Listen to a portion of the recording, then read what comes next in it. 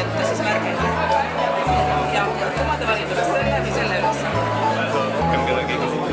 Võime seda. Ja mulle peame maailma siis minema. See peab lisaks sellele olema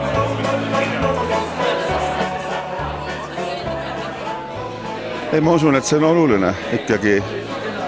Et siin on, ma ei tea, ma olen justkui lugenud ajakirjandusest, et ei ole olnud palju rahvast ja nii, ja siin on praegu nii, et hästi ei saa nagu igal poole, iga leti äärde vaatamagi, et täna on mingi eriline päev või on see kuidagi teistmoodi kui varem.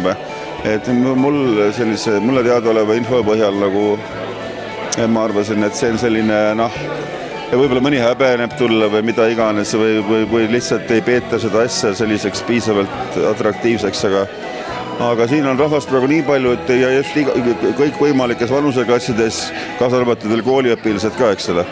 Et siin on päris tegu selle vaba koha leidmisega, nii et see on täitsa imeks pandav, jah.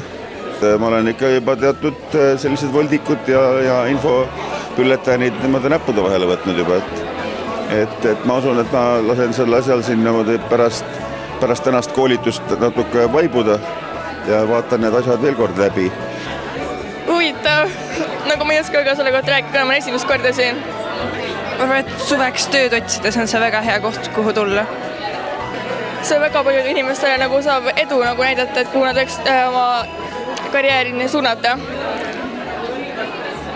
Ma arvan, et on väga hea, kui tutvustatakse ka veidi tundmatuid neid alasid.